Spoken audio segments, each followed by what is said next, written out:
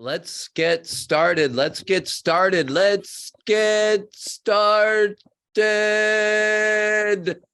What would I like to do? Get started. Yes, welcome to Coaching for Coaches. Looks like we have this incredible crew showing up today. I'm excited. Let's see what's been going on with me recently. I don't know. Life is good. I am well enough. Been busy since I think we missed last month because Neetha and Stacy and I were over in Qatar, in Doha, Qatar, doing the Recovery Coach Academy for Arabic speaking people. And that was quite the experience. We learned a lot. We introduced recovery coaching there. So I'm really grateful that we had that opportunity. Also, we also noticed that, it's a different way of living over there than it is here. I mean, in Doha, there's no alcohol in the markets. So all their treatment was really drug centered, although there is a slight alcohol problem. That was fascinating. It was a very safe community. You could leave your iPhone and your backpacks on park benches for hours at a time, and they'd be there when you returned. People were warm, welcoming, and engaging. Although they did tell us that in July and August, it can get over 100, between 120 and 130 degrees with 100% humidity. So I don't think I want to stay there too long or outside during that weather. So my name is Phil DJ Right Click Valentine, DJ for my excellent taste in music. Sandy, you don't need to shake your head about that. Right Click because of my Appalachian Trail name, and Valentine because it's my English surname. We go way back into the English roots. And I'm still not quite sure what to make about that, but it is what it is. I've been in recovery since December 28th, 1987. So I'm working on my 36th year. I've also been at the Connecticut Community for Addiction Recovery for the last 24 years, the last 20 as executive director. And also a couple of weeks ago, I see some of the folks here. We just did another rendition of the Advanced Academy for Recovery Coaching. Anybody who was there, give us a thumbs up, thumbs down. Good time. Thank you, Michael. Thank you, Khalees, Dominic. Yeah, we really dug into some topics, and hopefully we'll dig into this topic a little bit today. So this is what I want you to do. I do want people to quickly introduce themselves.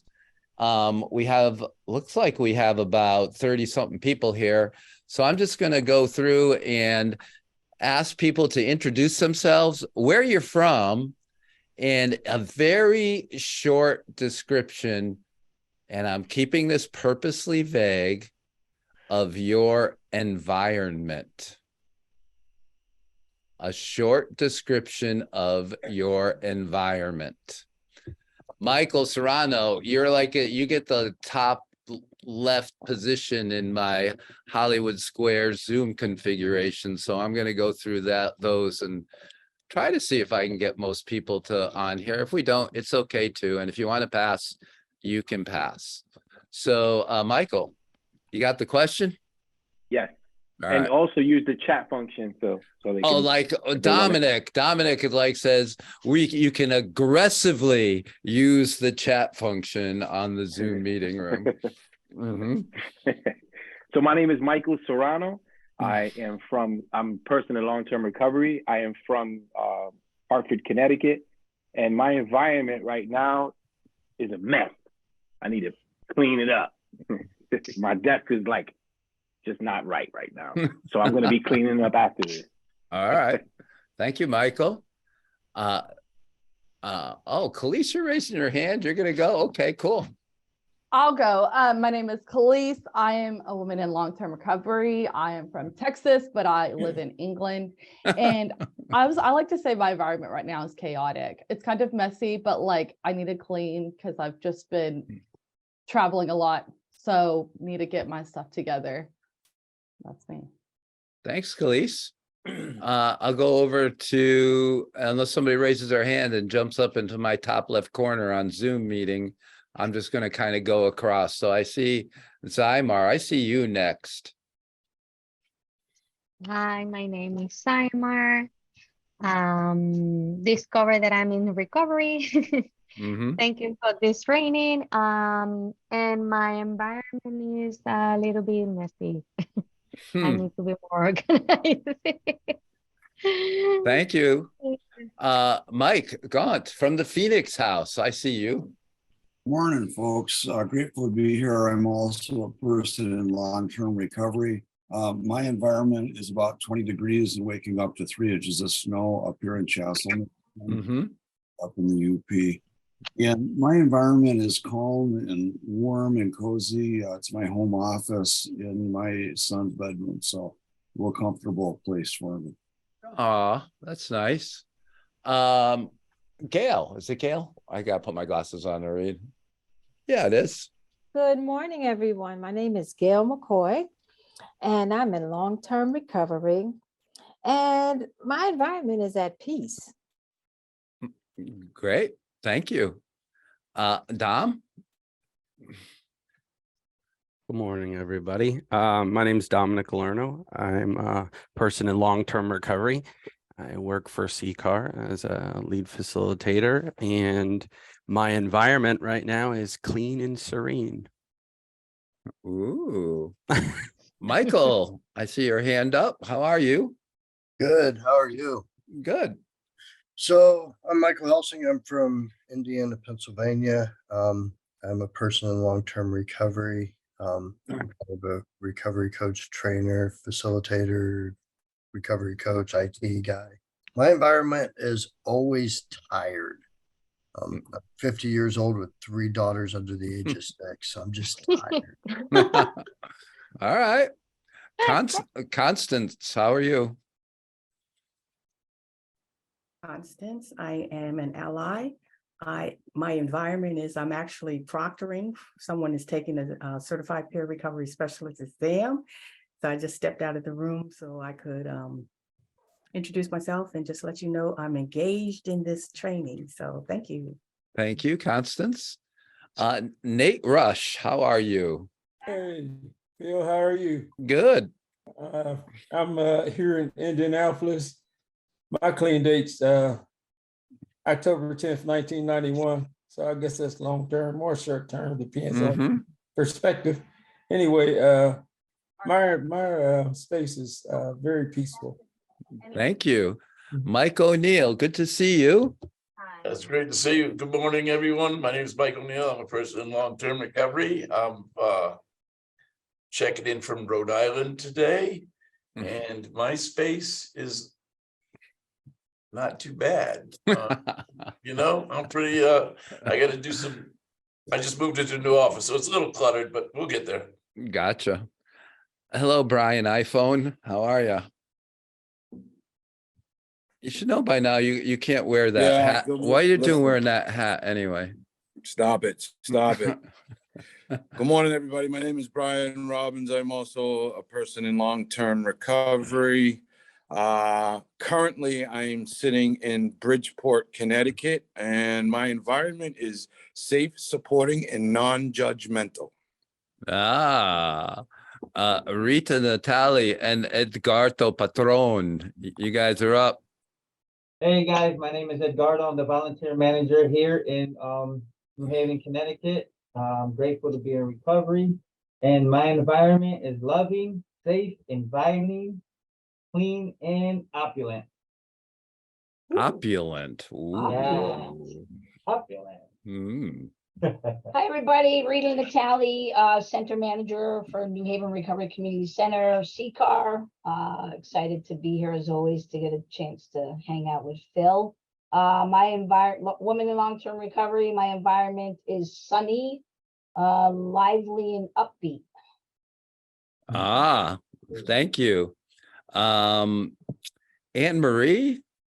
Did I lose Anne Marie? She just left. How about, oh, you're there. Okay. Hi, Phil. Hi, everybody. I'm Anne Marie Schaefer. I am in Northwest New Jersey, as far north and west in New Jersey as you can get, in Sussex County. I'm a family member in very long-term recovery, over 36 years, I guess, and an ally and director of recovery support services here at a nonprofit, and was happy and thrilled and privileged to be in person in Cromwell, Connecticut in 2017 in April. If there's anybody here that was in that in-person training, hi. We were trainers and coach training. So, and my environment is beautiful. Oh, wonderful. Brian Garrity, how are you? Well, can you hear me? We can. Okay, great. I'm having some headphone issues. Yes, I am up in Maine, so I'm cool with the Red Sox hat. Other Brian. Yes, my environment is someone else's. I lead a recovery coaching program across our state. So multiple offices. I'm always in someone else's space. Thankfully, this one is pretty cool. It's clean. So thank you guys. Samantha, you just raised your hand. How are you? Hello, everyone. I'm Samantha. I'm from Leeds, Yorkshire in the United Kingdom. My husband is in recovery and my environment is open-minded, happy and loving with my husband, daughter and my 3 sausage dogs. 3 sausage dogs. All right. Thank you. Good to see you. Jackie Doodley, how are you? Good to see you too. Good morning. Good morning.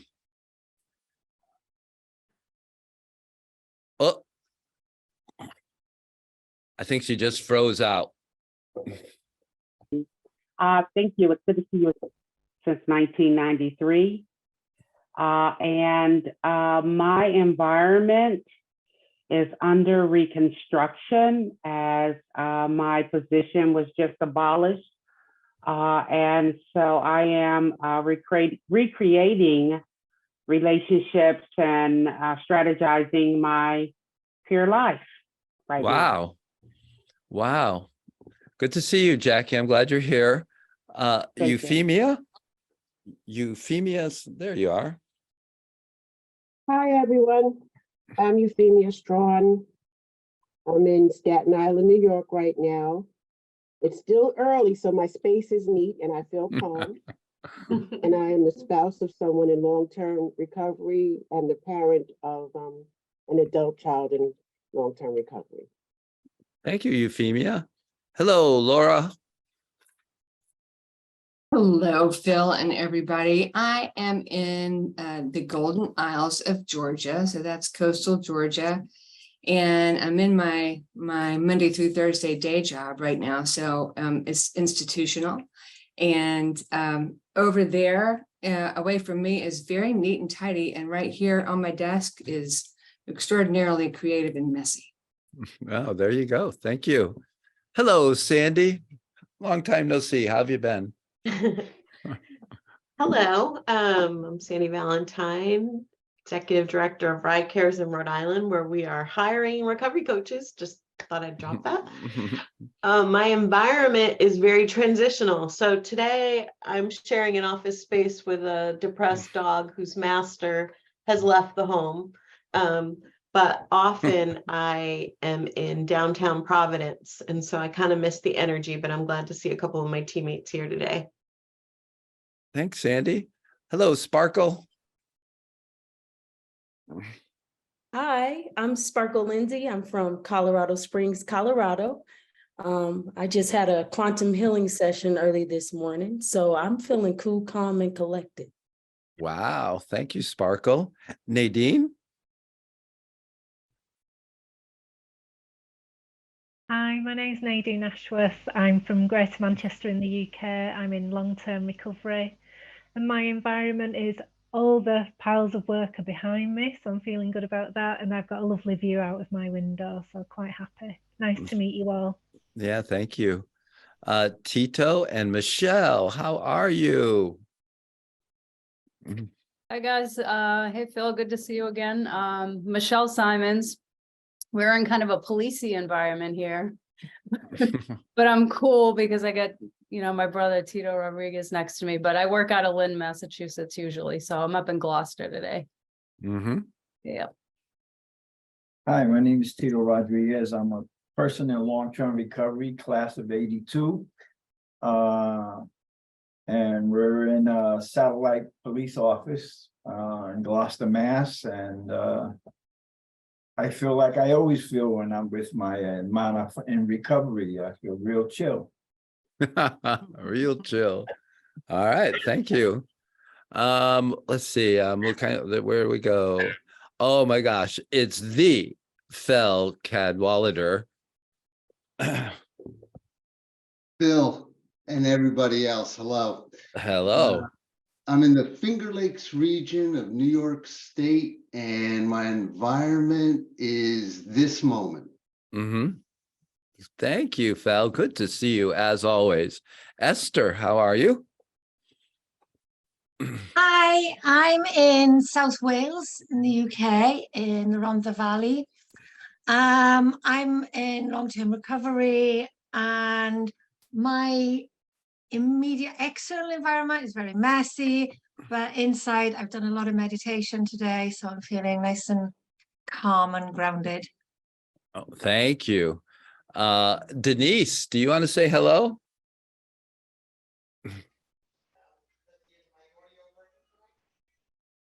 I think you're on.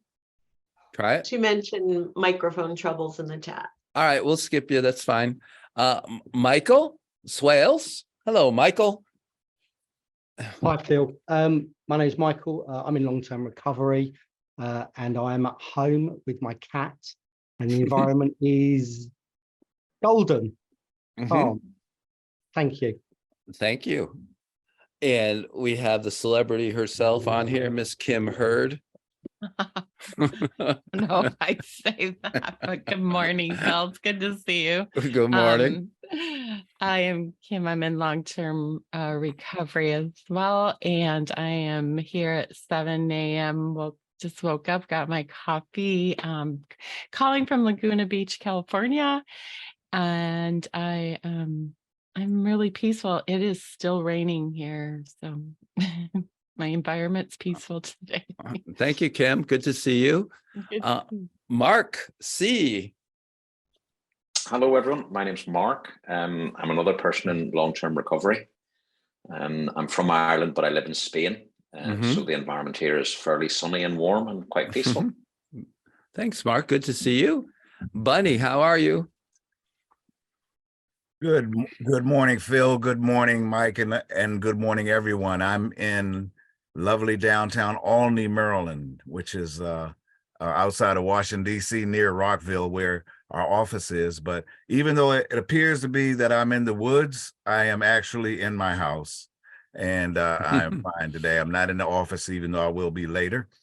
But it's peaceful. I heard the word peaceful, and that's exactly what it is. It's peaceful and quiet here. And I am a person in long-term recovery, just celebrated 25 years. Thank you. Congratulations, Bunny. Good to see you. Nitha, how are you? I am great, thank you. How are y'all? Good. My name's Nitha. I'm in long-term recovery. I am in Lincolnshire, England, and I had the false illusion that my environment was a nice, joyful, happy spring outside, but it's pouring with rain in the daffodils, so I'm just springing inside. Thank you, Nitha. Good to see you as always. Hilu, you're looking very spiritual and peaceful there with that long beard. Thank you, Phil. Thank you, Phil. Good to see you. Good to see everybody. My name is Hilu Biena. I am a person in long-term recovery.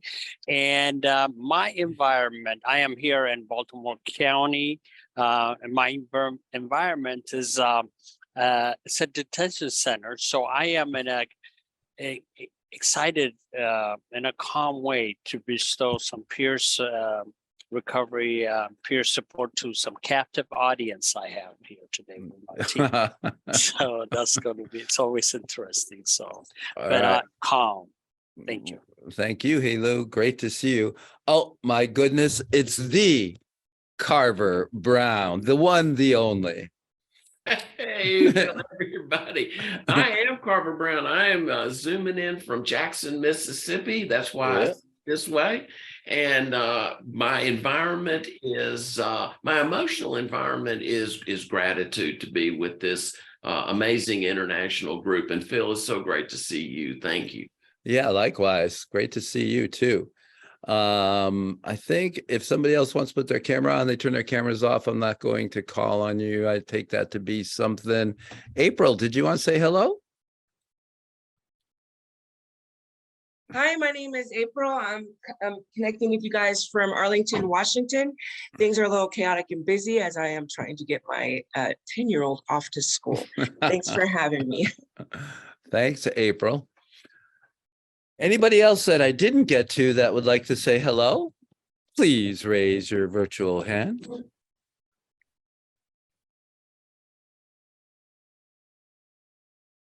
Deborah.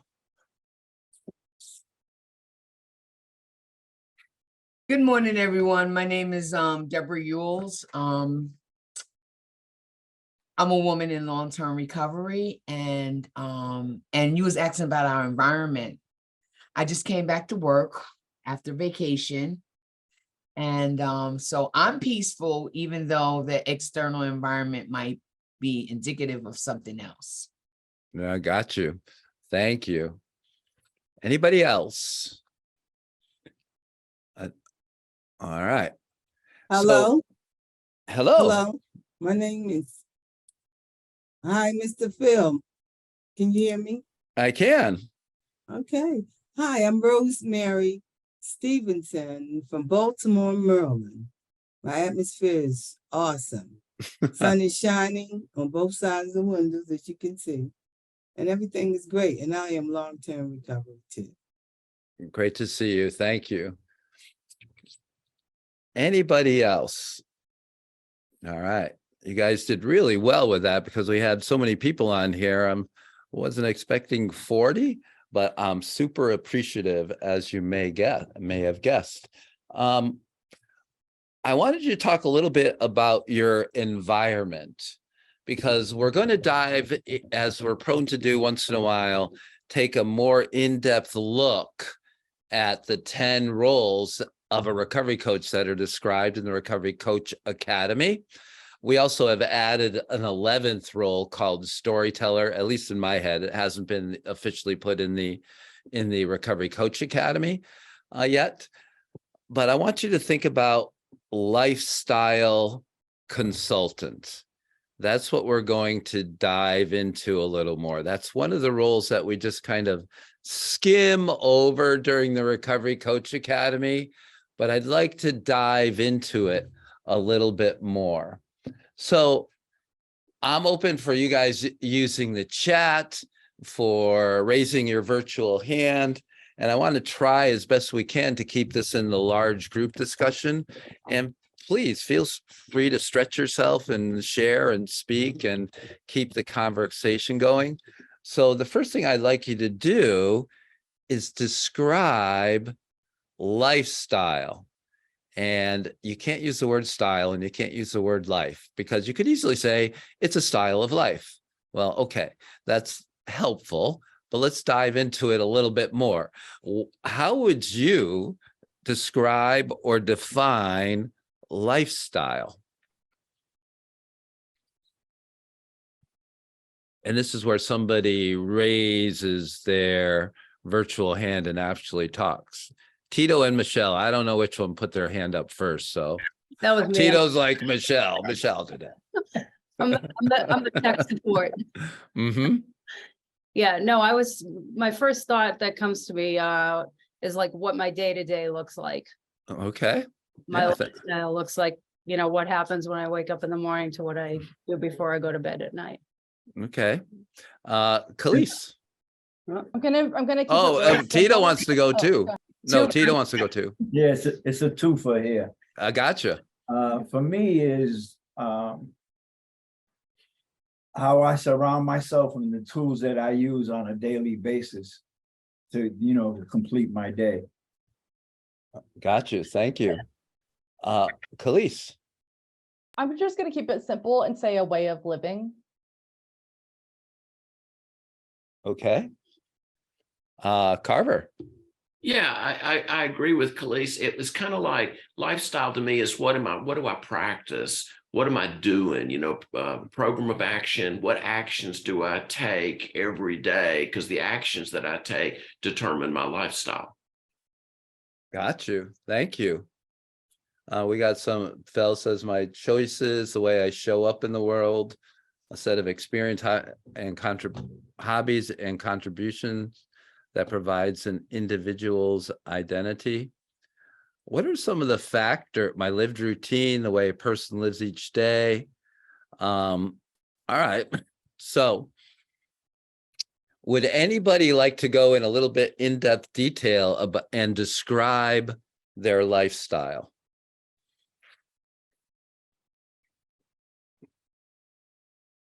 This is where somebody, Sparkle, you have your hand up? Go ahead.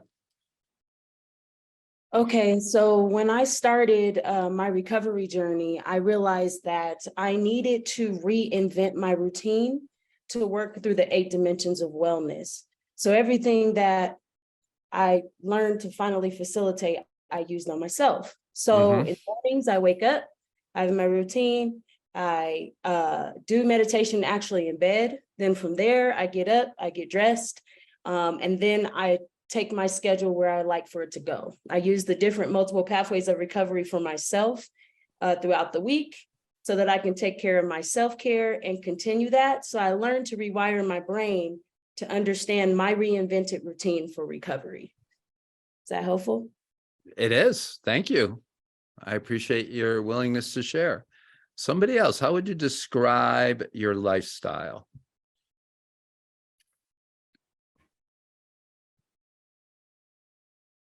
Rosemary had her hand up. Okay, Rosemary. My lifestyle is centered around my spirituality. Mm-hmm. And so, I wake up with a prayer. I say about maybe 3 prayers, music. I do a whole worship thing, to get myself together. So therefore, when I come and I enter to my arena, my workplace, my clients, I'm bringing them 150 because I'm walking in the spirit and the flesh is not feeling or not having the chance to take the driver's seat. So, it don't stay like that all day, but my beginning, all right, my beginning is very spiritual. Thank you. I saw Deborah, you had your hand up, and then we'll go to Dom, Nitha, and Nate. So Deborah. Oh, wow. Everybody's so deep. I think that my lifestyle today is peaceful. I guess I do some things to maintain that peace. And how I do that is it's just drama free. I have boundaries. And I live by a set of boundaries that a lot of people probably don't want to adhere to, so they fall away or remove themselves or they disappear or something. I don't know. Thank you, Deborah. Appreciate that. Dominic. Morning. So mine is more of the spiritual nature too. For me, I have to, every day I get up, my lifestyle is to connect with with the creator and have that loving spirit and try to be a light to the people that I work with and the people that I come in contact with. But even more so than that, my lifestyle is that of a dad, that as a protector and a lover and somebody who first has that spirit in my home so that they can go out and be their best too. Thank you, Dominic. Nitha. Hey, so the first word that came to mind was rural, because I have a rural lifestyle. And especially after visiting London yesterday, I was reminded that is a lifestyle and it's very different. And the other things that came to mind were it's about family and choice and attitude. And what's recently been on my heart, and I have prayed and journaled, is about being discerned. I want a discerned lifestyle, a good judgment, contemplation. So yeah, thanks.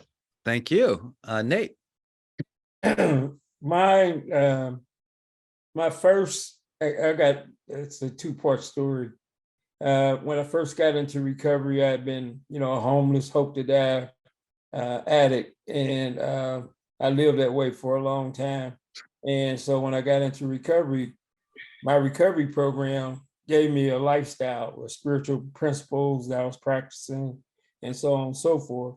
About 4 years ago, I experienced a stroke, some extreme trauma that had me cognitively impaired. So I had to learn how to live again, had to learn how to walk, had to learn how to eat, had to learn. Dang. So I had to practice a new lifestyle based on some of the principles that I practiced to get into recovery.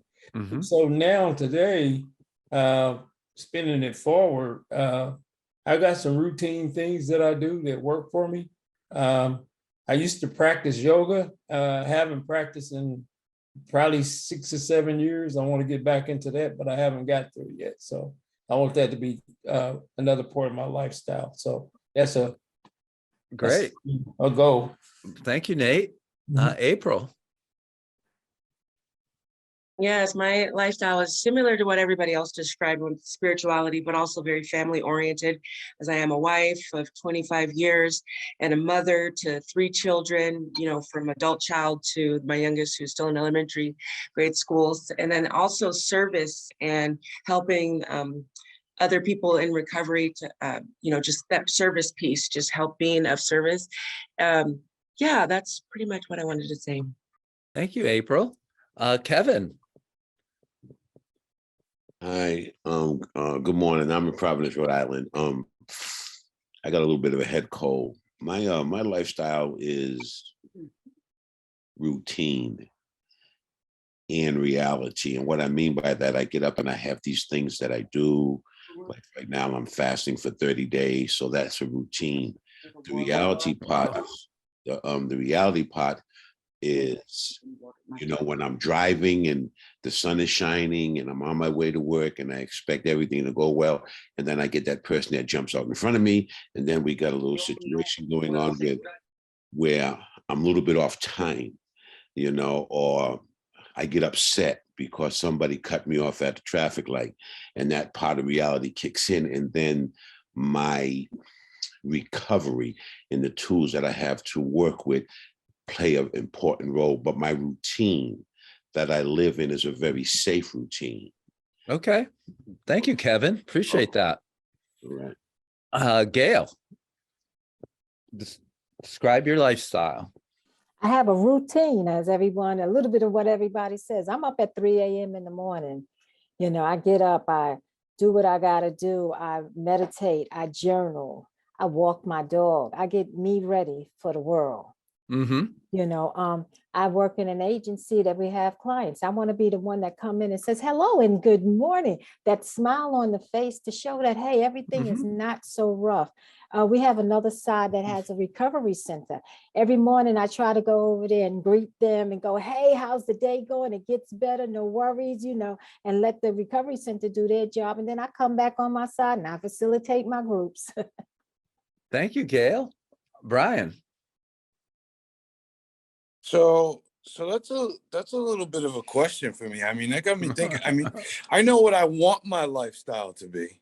You know what I mean? I know what I've been praying for the God of my understanding to help me with. And for me, that is, I've been wanting to be more present, more in the moment, right? Because life is busy and a lot of things happen, and I can't stay present.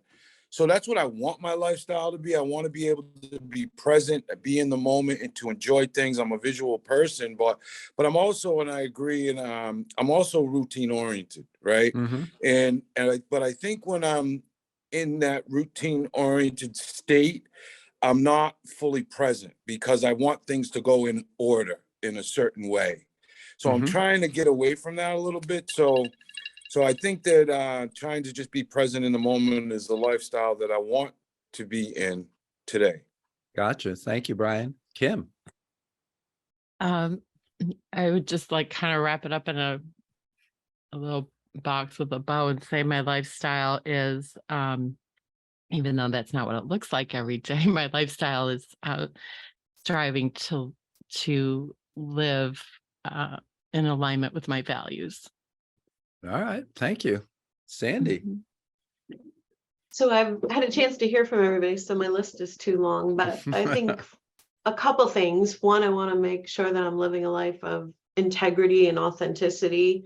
And I feel lately I've encountered a lot of situations where I could have a choice not to do something of integrity, even if it's a small dodge. So been thinking about that a lot. And then the piece that surpasses all understanding, which is sourced by my faith in God.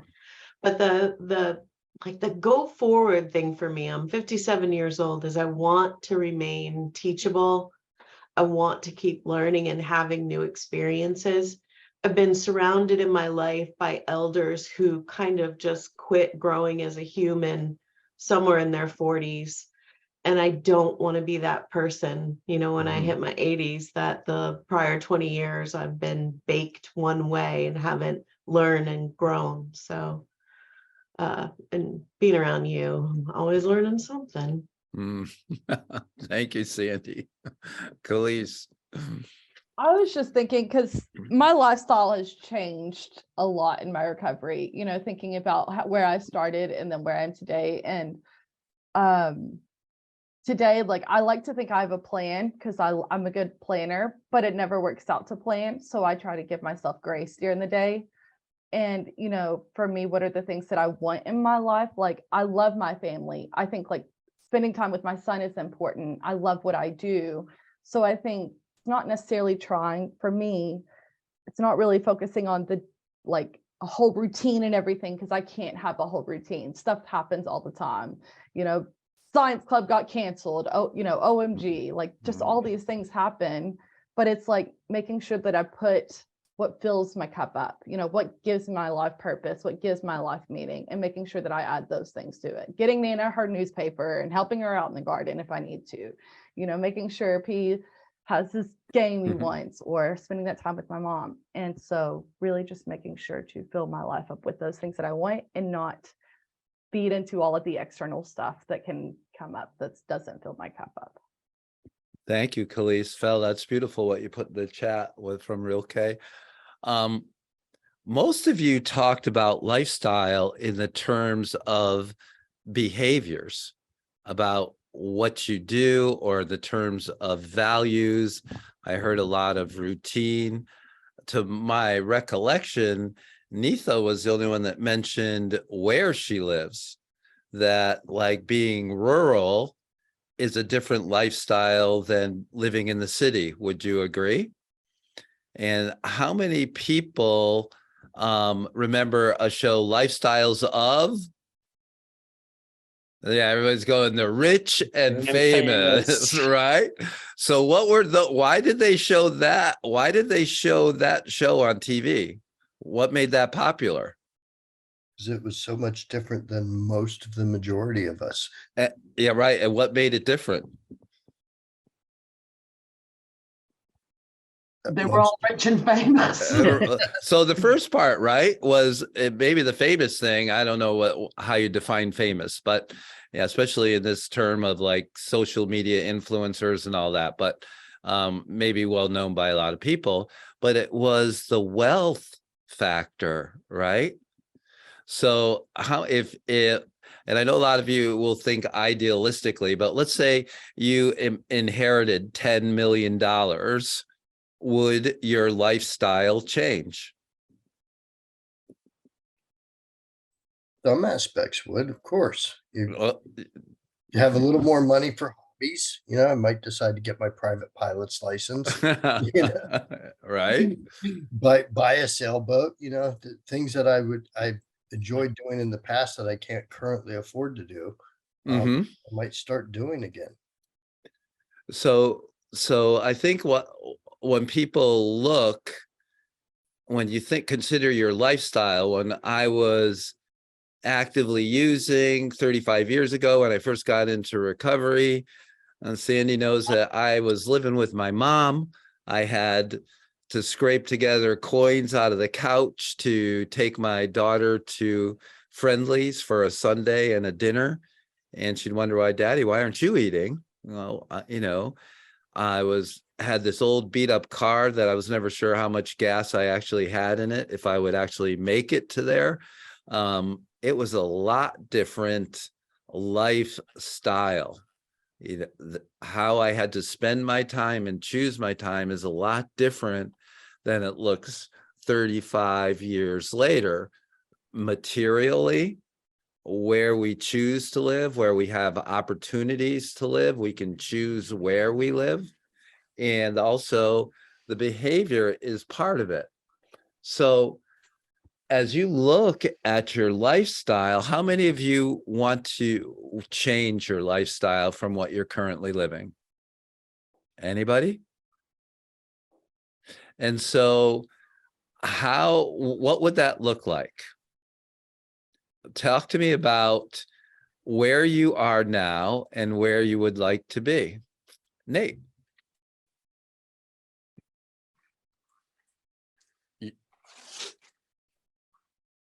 You're muted. There you go. Like I was saying, I'm still in the recovery phases of this illness that I had, stroke, heart issues, and all that. And so I currently live in assisted living facility. And so I want my lifestyle to change dramatically because people die around this place, like 2 or 3 people die a week. And it's very depressing lifestyle in this facility. So, you know, I want to be proactive and change that. And because I want to be part of living and not dying. And I know we're going to all die, but I want to be actively living, contributing. So I think I heard that in the Shawshank Redemption, right? You're either busy living or you're busy dying. That's it, exactly. Gotcha, Nate. Thank you. Nathan. Oh, there's a theme. Somebody asked me just 4 days ago, if you had £1 million, would you still live where you are? Would you still be married? All those questions. Mm-hmm. And yes, and I think we're 4 generations living under one roof. And I joke and say, if my lifestyle changed, I'd still live with my family. We'd just have one big house that had 4 separate front doors versus one front door. Everybody could have their own space, you know, and yes, there would be things, but I guess at the core, and I'd still want to live with these crazy 4 generations of my family. Mm-hmm. I might just want to live in a different model. I'd still want to do the work I do. Even if somebody gave me £1 million, I want to show up every day and do this work. So those things, I think, yeah, a lot might change, but it wouldn't change at my core. Thank you, Nitha. Phil. Hey, I really appreciate the question. If I could change my lifestyle, well, once the pandemic hit, that's like been on my partner and I's mind, Blair. Yeah. And so we're in the middle now of doing just that. So what would it look time? I'll give it to you real time. We're selling our house. We're cataloging our whole life digitally and saving it so we can reference it. And we're unfolding a new chapter for this last part, which we hope and we plan on it being service of the next generation that's going to have to clean up the mess that my generation and forebears created. So that's what we're actually doing. Stay tuned. Wow, Phil. Let's have a talk, you and I, because we're in very similar places in our lives. I'd love to chat with you about it. April. So one of the changes would be, of course, career path, right? Advances on career path, and which of course would increase finances. And then also I have some health stuff going on. I'm gonna have to deal with this breast cancer. So I would like to have my lifestyle without that and without whatever is gonna come with that. And then also I have a 22-year-old, and then I also have my youngest is 10 and my daughter's 12. So I look forward to them growing up and being older so that I don't have to get them ready for school and these types of things. They'll be more self-sufficient. So I know that that's going to bring a lot of changes once they, grow up. So that's just time. So I'm just looking forward to the future. Thank you, April. Sparkle. A big portion of me, and I've learned during my sobriety, has been the gift of learning myself from the inside out. And so every day, I'm not the person I was a second ago. And every day I'm learning my lifestyle change happens in the moment. And then from there, I'm able to kind of transpire into what it might look like. And so the lifestyle I have right now is great. But looking at how much of this I'm starting to break through and the blockages that are starting to unfold from within just show me exponential growth and expansion that is out there. And it just keeps me looking for different lifestyles consistently. Wow. Thank you, Sparkle. Kim? So I am in the midst of a transition of lifestyle. I'm originally from the Midwest, Madison, Wisconsin, and for years I've just had a longing to live in California. And a month ago, I sold, I minimized my lifestyle, loaded up what would fit in my car and drove across country by myself and did it. And I'm living here, and it's a change of lifestyle from tons of snow and freezing cold to, well, it's raining a lot here, but yeah, definitely a change of lifestyle. Congratulations, Kim. I admire the courage it took to do that. Wow. I heard someone say that wanting to continue to grow and learn and have adventures and take risks. And I turned 60 this year, and I thought, you know what, I don't want to have any regrets, can always go back home. But and thank God for recovery and recovery community, because I've had a blast going to all different kinds of meetings out here. And it's like you have a built-in family, built-in friends, and super cool. Thank you, Kim. Mike. Yes, thanks. Yeah, when I think about my idea of what my lifestyle was supposed to be, I'm always a little bit surprised. I just about 6 months ago, I got a phone call from my 39-year-old son. Dad, could I come stay with you? Now I'm fortunate in that I happen to have a house in a really nice area that's very peaceful, but my lifestyle would be, I live, he wouldn't be on my, in my spare room, but but I'm grateful for the ability to be able to help him in that way. Hopefully he can figure this out. But if I won $1 million, I think that there's I really think about the altruistic piece of that. Like I could do, I could get a new car. My car's paid for. That's how I live. I try to live within my means. I'm 63 years old. I'm thinking about where I'm going to be retiring. So it's important, right? But if I won $1 million, maybe I'd have a new car. But gotcha. Thank you, Mike. Yes. Dominic. So for me, I was just thinking, I have to keep it simple. Like $1 million would not be good, right? Like, because I said 10. Oh, 10 million. I'm sorry. So, a million, well, $10 million would be an extremely too much. But I really think about it. What would you do with that money? Really, you know what I mean? Because who much is given, much is required, right? Mhm. So like I would have to, you know, and I'm actually glad that God, because I chased money in early recovery and I made a lot of it, and I didn't feel any better. Hmm.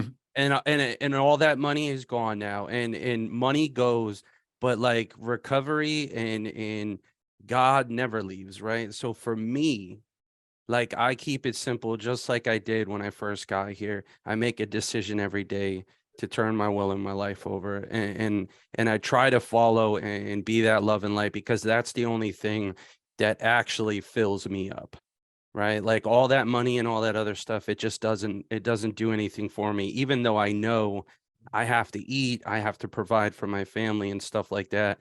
Monetary things, they come and they go. And you know, but my spirit is always with me. So that's the most important part of my life. Thanks. For every day of the week, Brian. Thursday, we're even gonna be putting in life skills. So my first thought about that is absolutely, I would pack it up, move down south, get 50 acres, build a large barn. You know what I mean? Have horses around me, animals around me, and I Mhm. would, you know, and I would take care of my children and my grandchildren, right? And I wouldn't work, but you know, and that's that thought of, you know, doing this work that we've done for so many years. But I don't know if I could, you know, if that would be totally true. I mean, yeah, I might have the property and stuff like that, but I don't know if I could just like sail off into the sunset yet, you know. So, but I would like to be able, you know, I would love the opportunity to you know, to give it a shot, you know, Mhm.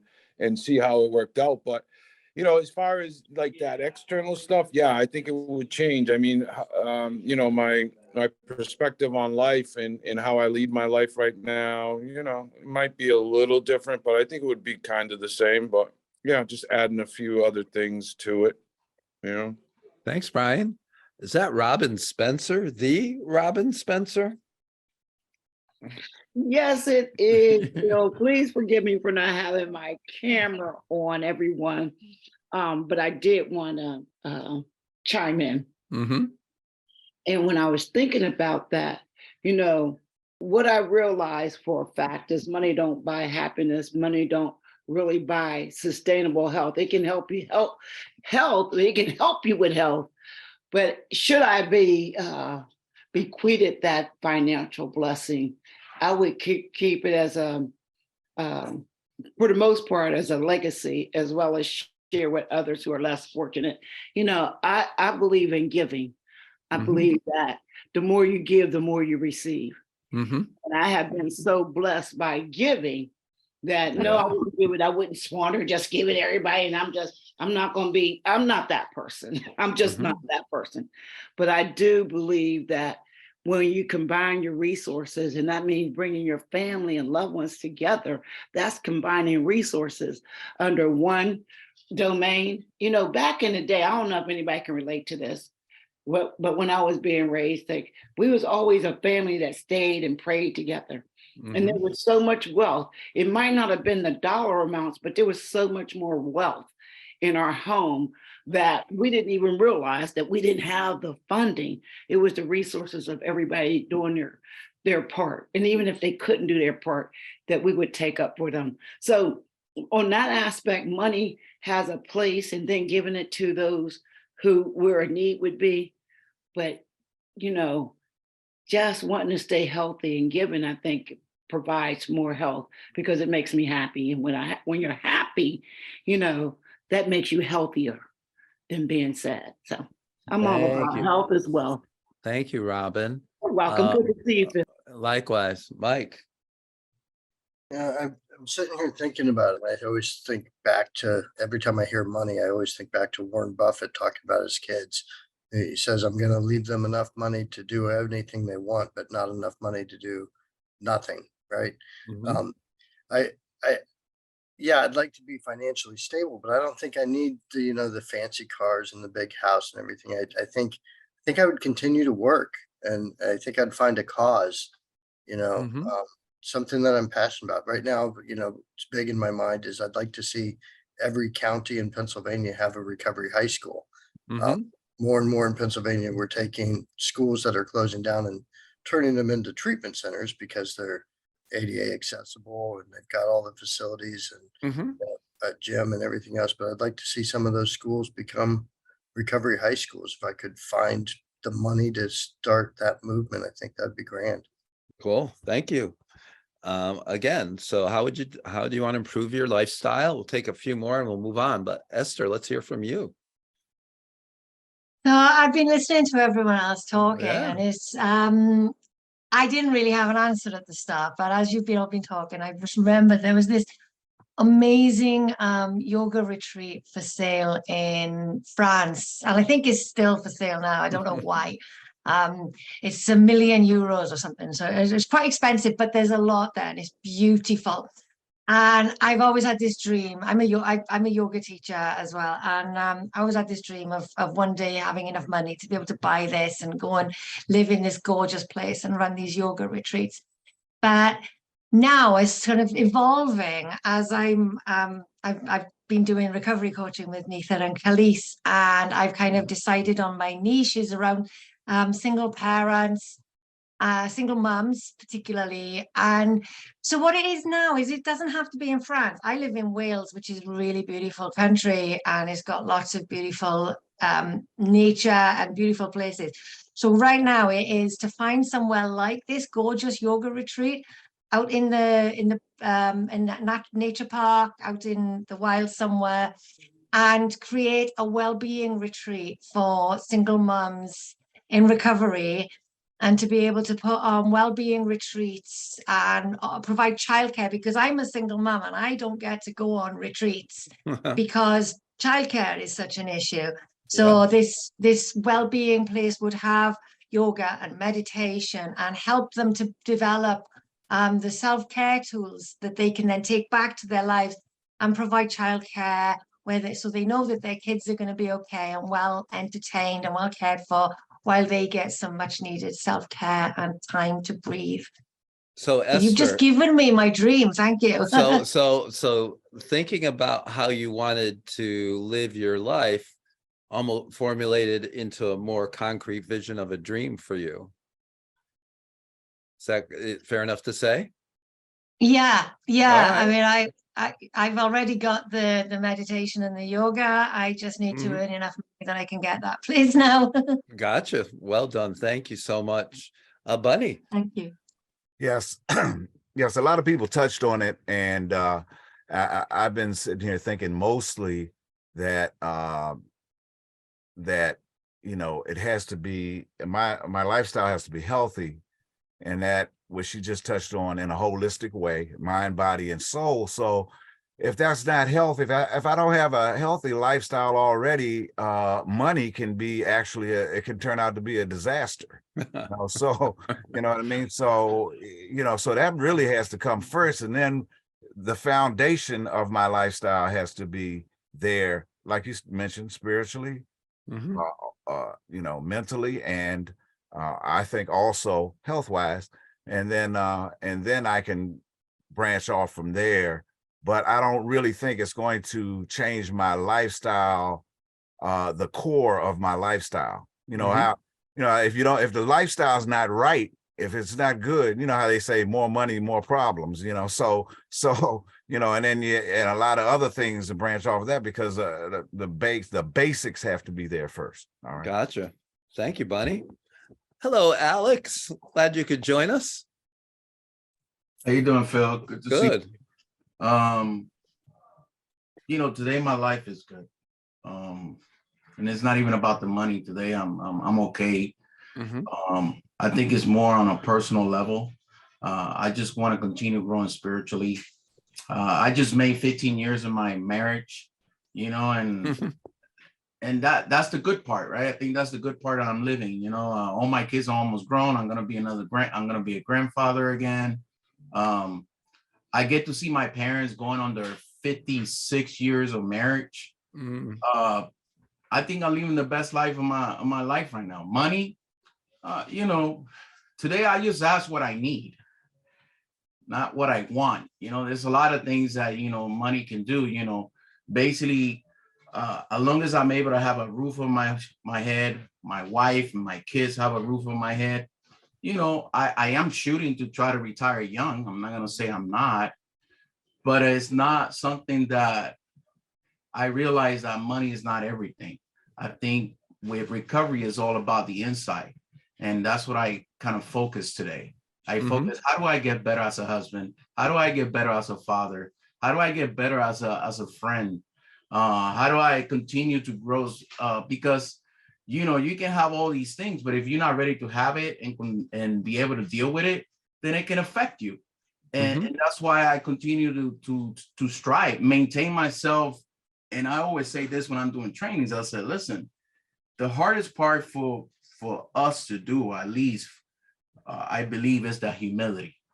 Sure. Because you lose that so quick in every setting, and it don't have to do with just in anything. You know, you get money, your humility might go away. And I don't say I'm humble. I say I work towards it. I try to surround myself with people that are humble. I think my family, my wife, and other people are humble, and I just try to portray those qualities. I think that's the right thing.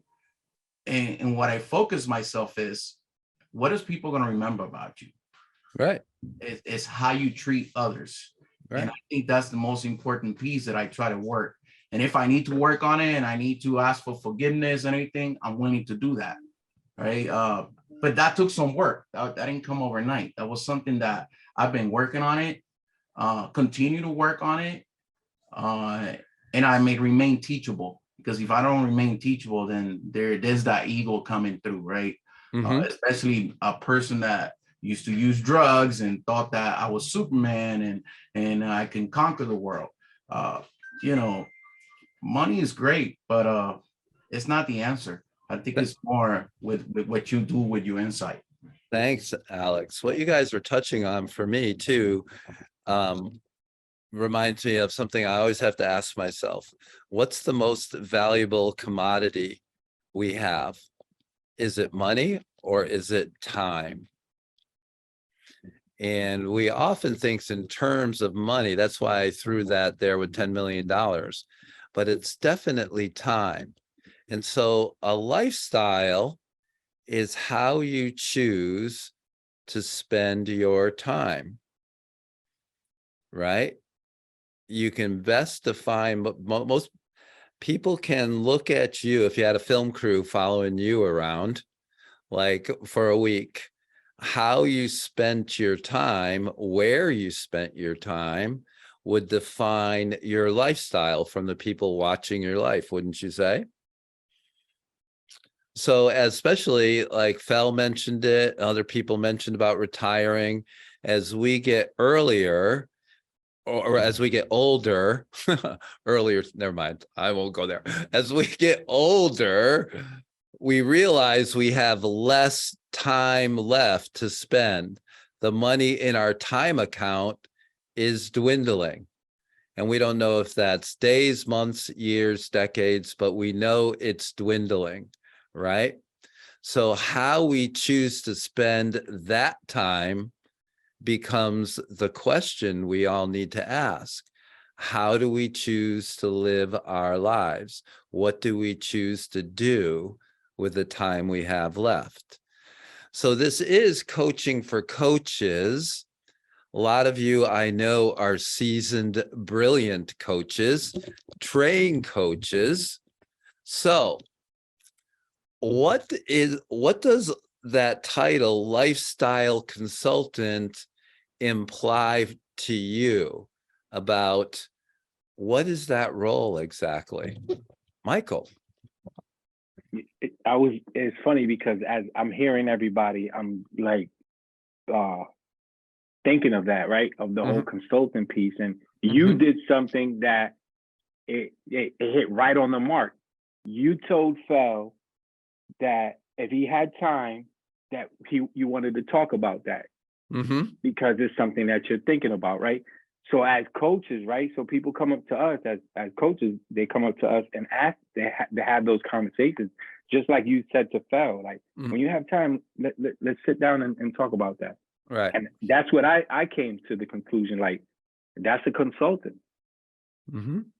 That's somebody that you sit down with them and ask them questions, right? Thank you, Michael. Connie, is that you? The one and only? Hi. Yeah. Hi. So good to see you. Likewise. So good to see so many faces. Okay, so I wanted to say, when you talk about time, I could so relate to what you're talking about. Mhm. Because at the age of 61, I start thinking, oh man, I only got another 60 years to go, because I told you I think right. So yes, I think about that a lot, and just wanted to say, with regards to the money piece, I had to learn to have a relationship with money because I didn't have one. I was taught a poor mentality, and I had to learn to undo that. The relationship with money. At one point in time, I thought that money, for me, it was a trigger, and I just didn't have a really good relationship with money. I read somewhere, I don't know, it was Napoleon Hill or where I read, where you can take all the wealth in the world and hand it equally to everyone, and it will make its way right back to where it was at, because it's all about your relationship with money. So when it comes down to lifestyle consultant, I love that in this curriculum, because it's not just about, putting down the drug, it's about the quality of life that you're living, no matter where you're living it at. And taking into consideration all those aspects, so spirituality, financially, relationships, mentally, emotionally, your whole human being. So for me, that's what that means. Lifestyle consultant is being able to live my life in a way that can serve as an example, without forgetting, who I am in the process of doing that. Thanks, Connie. Phil. I love it. This is so invigorating, man. This is good. The first thing is this conversation about money. I love it because I've not experienced this kind of conversation about money in a long time. Right? It's always some BS that is it's bullshit, really. To talk about money. It's either absurd or it's an affront and it's ignorant. So this is really authentic and open. I love it. For me, money, early on, I tied money to all my habits. And so money, ever since I laid down my habits and I have cultivated practices, I have had this weird relationship with money, and I've understood I'm best being as far away from money as possible, period. If I got $10 million, I would reluctantly give it away because I just know it's best. All that shit brings up such negative vibes for me. But if you think I like that conversation, this one about words is incredible, because consultant for me, it goes back to the root of the word counsel. And I always go back to lawyers in the old days were called counselors, and you went to them to get counsel because ultimately all they gave you was advice that you paid for. You had to decide whether to instruct them to move on your behalf or not. And now it's, all conflated, but that's the root. And that's how I look at it. So, it's neat. Thank you for all this. Good stuff. Thank you, Phil. Laura. Okay, so that's such a great question about this time. And, being in my mid 50s, certainly I've been thinking more and more about how I am using my time. And I often ask people this because I ask it of myself. Am I spending time or am I investing time? And that really kind of has helped me over these last few years change how I'm doing what I'm doing or what I'm doing. So like one of the things I would do, I wanted freedom and flexibility per the $10 million. That was number one. And I want to move out of a hurricane prone zone because I spend June through November in, a median state of stress. And I don't want to spend my time doing that. I want to invest my time in really living my life. And I know I can make different choices, so I can do that. But really for me, in regards to being a recovery coach, this is about meeting people where they are and helping them become who they want to be based on how they want to invest in their time. And yeah, so that's been really helpful to me. So thanks for asking us. Yeah, thank you. I like that notion of spending or investing very much. Khalees? So I'm kind of in my head processing all this because over this past 2 days, my mom and I, we had to go into London, and we were talking about mirror work and having conversations with people who are not in recovery and the differences of us being able to do that work on ourselves. And then I went down this huge rabbit hole in my head, like I do. And I was like, oh my gosh, like for me, in my recovery, things only started to get better whenever I could do that mirror work and take accountability and ownership in my life and say, these are the ways I could have improved, or looking at the relationships I had in my life and like, is this relationship serving me, and looking at other people. And if in my role as a recovery coach and being a lifestyle consultant, I'm like, they're looking at me as a role model in a way. They're looking at me to see, what is she doing? What has she done? To like ask questions and see, how did that work for you? And for me, doing that inventory on myself and doing that inner deep work on myself and acknowledging. So whenever I'm continuously working on myself, I think I'm also doing better in my role as a lifestyle consultant and my role as a recovery coach. So it's just a journey. It continues. What I learned this year is completely different from what I was learning last year. But the more I continue to do that inner work, the better I can be a recovery coach. Thanks, Khalees. Nisa? This conversation has reminded me of a conversation I've had the past week with somebody, and I was looking to hire somebody to work with us. And we were kind of saying, what would it look like if that role was successful? And I said, I want to spend this money to buy back some time. And I was like, oh, and she said, well, just what, I was going, well, what would that look like? And it would be buying back time, not to do more work, but what I actually said was, my grandson and I used to go to a park and play and feed turtles. And he was Pirate Parker and I was Captain Babes. And so that was the theme. And I said, I want time to be Captain Babes to my Pirate Parker. And I want time to journal and time to reflect. And so I think, in a way, I was talking to her about being a lifestyle consultant, helping me free up time, because what I wrote down were the times I had less, I think I actually have more. So that's interesting. You said you wanted time. Did you make time? So yes. So you put a plan into action. Yeah. And my plan is really clear.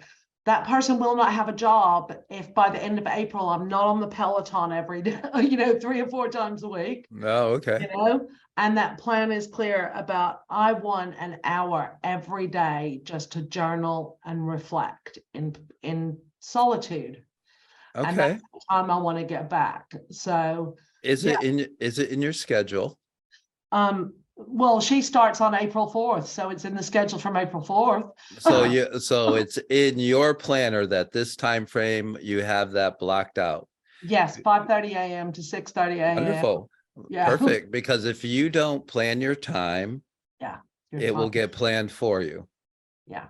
Right. All right. Good. Thank you. April. I really am enjoying this rich conversation. So I just want to say thank you to everyone for their input, and I'm just soaking it all in. So this is interesting, the lifestyle consultant piece, because as I've been growing on this journey of, transitioning from not only a recovery coach, but I've been calling myself a lifestyle coach.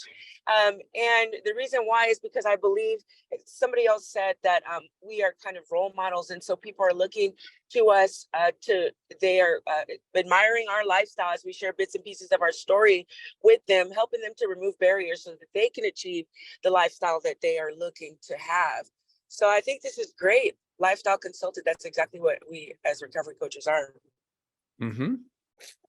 And so as many of you know, I modeled kind of what I see the role as a lifestyle consultant is. I ask you to describe your environment. So could you imagine going through this step with a recovery, not only yourselves, but with a recovery? Describe your environment, describe your lifestyle. Basically say, are you happy with your lifestyle? Is there anything you want to improve? What would that lifestyle look like? Or what would the change be that you would want to make? And then what are the steps you need to go there? Right? And so it's centered around that. And you guys talked about it beautifully. It was a rich, engaging discussion. So I think now at this point in my life, I too am 63. The wheels are in motion for me to retire at my 65th birthday, which is October of 2024. And I'm starting to figure out what I want my lifestyle to look and feel like. That at this point, it's not to say that it won't shift, but I see myself spending a lot of time in an art studio, my studio, set up with things that I'm creating just for the sake of creating. It's filled with light. There's a lot of wood in it. I can almost smell it. I can see what it's like. I can hear the music playing. I still think so. I want to be an artist. I still want to be an adventurer. I want to be an athlete, which means taking care of my body enough so that I can do the first two. And I still want to be an advocate for people in recovery and the recovery movement. So there's a lot of A words that's associated with what I see, and be at my wife's beck and call as her artisanal chef. So I would make her food all the time, of course, Sandy. Why? Of course, that would be true.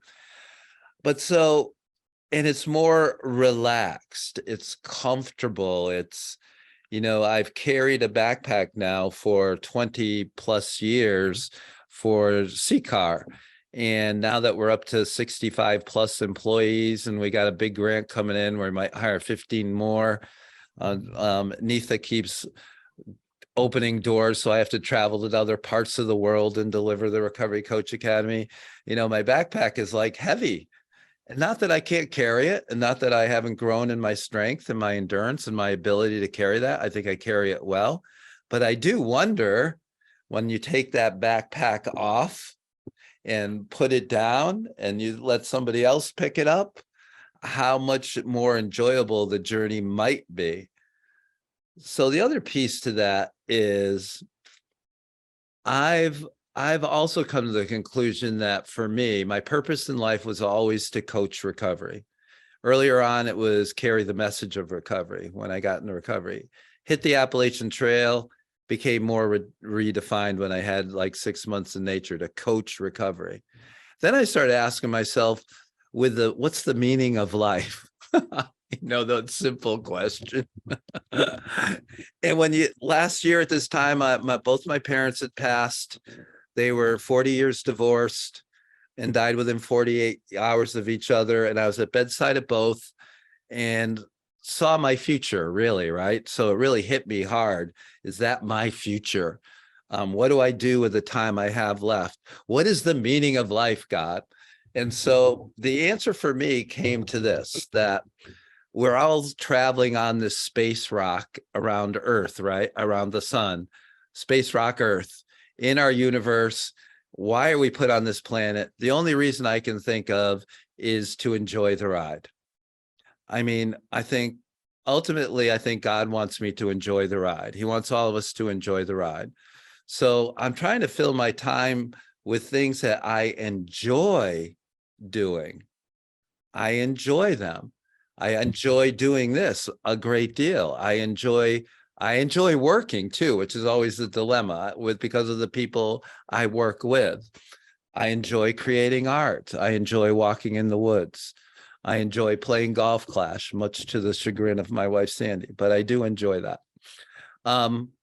But I do think if that's the meaning of life, there's two obligations: to make the ride enjoyable for others, right? So that a lot of what we do in recovery coaching is opening that up so other people can enjoy the ride. And this actually, the second part is what Fel was talking about a little bit. I believe we need to make our space rock sustainable for future generations. So there's an obligation to keep our rock able to fly through space so others can enjoy the ride. I don't think we're doing a real good job with that right now of maintaining our spaceship. So lifestyle for me is now trying to figure out how I transition to that and how I do that each day. Am I filling my time up with the things I enjoy to the best I can? I don't think you can do, not yet anyway, 100% of my day can be things I absolutely enjoy. But, I think most of it I can. So those are my thoughts. And we have about 10 minutes left. Does anybody have any other thoughts that they would like to add or share about lifestyle, your lifestyle, or consulting about somebody's lifestyle? Hi, this is Jackie, Phil. Yeah. I'd like to share that, that really came to light for me in the Recovery Coach Academy, and taking it in 2011 and learning about the lifestyle consultant and how that began to manifest for me. And in my trainings, I would share with people that people are watching us. The trainees, how folks are watching, how are we dealing with life on life's terms? And so as a lifestyle consultant, I still watch the weather in the morning to dress appropriate for the weather. I still am prone to get a flat tire or need AAA, and there was a time when I had my dad. My dad is my all-time hero who would rescue me from any and everything. But becoming an older woman, that people have watched me, even when my position folded, there were clients who were looking at me and wanting, literally, they were like, figuratively, picking up torches and like, yeah, let's address this. And I was like, stop. Nothing is constant but change. This simply means my job is done here. And what I need for you to do is think about what work you still have to do so that you'll be able to move on. Turn the whole perspective.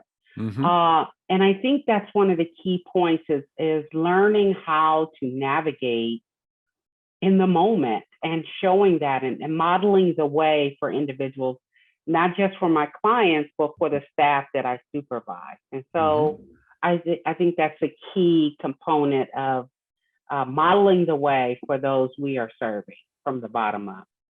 Thanks, Jackie. Anybody else? Helu, that is so weird that you raised your hand because I was going to call on you. No, good. This is so awesome. I've just been listening. But a lifestyle consultant, and you mentioned it also. For me, as a recovery coach, what I have experienced through the Recovery Coach Academy is that with the participants that we work with, we have found a lot of times when we get to that resistance part and we roll with that resistance, what I found is to ask them, that leads me right into the lifestyle consultant, is to talk about such thing as, okay, 5 years from now, if you imagine life was everything you wanted to happen, what would it look like? And then work backward, what has to be changed or what they want to see changed to accomplish that, and guiding them in that process of it. So what would that look like? What would it take? And kind of implement the lifestyle change they want to have and what it would take. So I consult on that piece because that's what I have to do with mine now as I move forward with my I have a little one. I'm reintegrating my older children who were out of my life for a long time. So some new changes are coming through and how I want to envision it. If I had $10 million, I would have them all under one roof, but so I think it's lifestyle consulting in what are the steps that you want to take and what would that look like, and helping them conversate through that. Thank you, Helu. Kim. Yeah, I was gonna say similar to what Lou just said, and I love what you did, Phil, is you gave us a vision of what you want your life to look like. And in that vision, there's an energy and an excitement and a like, oh my gosh, that sounds amazing, and that's what helps us to attract. I kind of look at coaching and recovery lifestyle as like multiple levels of, and like what Lou said, helping the recovery to step into their vision of what their life would look like, and get kind of get a sense of hope and excitement about that. We have that saying, living and enjoying life without the use of drugs. There's more to just getting clean. And so, getting clean. Thank you, Kim. It reminded me, Art Woodard always said, pay attention to what has heart and meaning, not only for the recovery, but for you as well. What has heart and meaning? Thank you. Mike Gaunt, how are you? I'm well, thanks, Phil. It's and kind of even playing off of what Kim has said here. I'm 63 also. For me, the words I keep hearing are simplify and perpetuate. And those are both choices. When we recover, we have all these things now we can be interested in because we have time and we're not spending our time chasing drugs and alcohol and such. And, now that I retired 15 years ago and I'm not really good at it, so I've retired a few more times in between, and I'm still working full time as the assistant director of the treatment center. And one of the things my boss and I talk about is, if we ever want to really retire, we've got to bring aboard this next generation. And so for me, my daughter's in college, my son's getting close. I'm okay with the family thing. I'm really okay with my marriage. I wouldn't change my lifestyle a single bit. But part of what I want to do is think about what are the main things and what do we need to do to perpetuate the recovery work we're doing up here in our little organization. So it's simplify and perpetuate. Thank you. I appreciate that. Couple more minutes. Anybody else? Anne Marie. Hi, I normally don't have time in my day in my work day to do anything like this and encourage all our coaches to do this. So this has been a very wonderful surprise for me. And I'm also going to be 63 this year, so heading towards the same thoughts, and this just made me think more about what I've been thinking about and haven't really had time to digest and in a calm and peaceful, open forum like this. So thank you all for a wonderful start to my day. Thank you, Anne Marie. Appreciate that very much. Bill, hey, Carver here. Yeah. Hey, I love all you young people sharing about this. I'm 67 and became a first-time dad at 60. And so, recovery is one heck of a journey. So as was said earlier, I'm tired all the time. I'm 67 with a 7-year-old. He's in first grade. And so, my legacy has been established for me. He's biracial.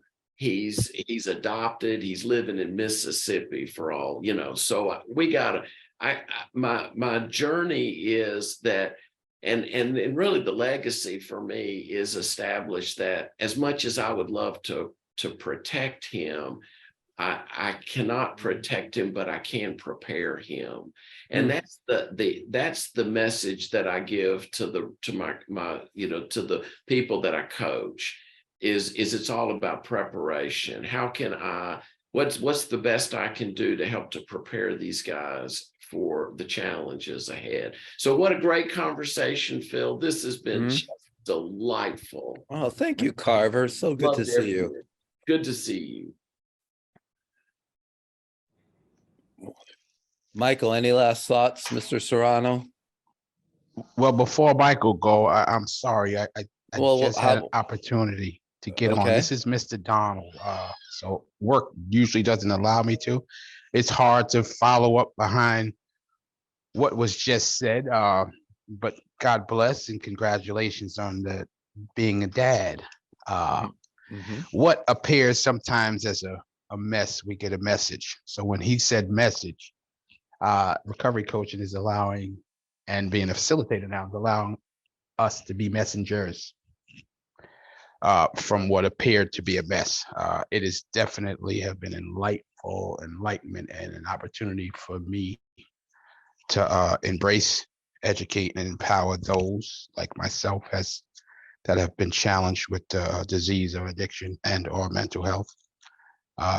So I just wanted to say thank you guys always. And I just got on because I was in our own meeting and I don't want to be too loud because I'm still at work at the office, but I wanted to get into this conversation. So Thank you, Don. Good to hear you. Good to hear from you. So I think, Michael Serrano, you have any last words? This was great. Great conversation. We had a total of over 50 people in here with great thoughts. It's just the consulting piece is funny because I always looked at that as real strong piece to be a role model of a consultant. And it takes, I think it takes practice. And when people start looking for you to ask for advice, that's when you can tell, like, I'm doing something right. So All right. Yeah, thank you all. I appreciate you taking the time to hang out with us. As always, I teach best what I most need to learn. You guys help me out so much. I love all your wisdom and your vulnerability, your willingness to share. So I hope you have a great day and a great rest of your week. Until next month, live long and prosper.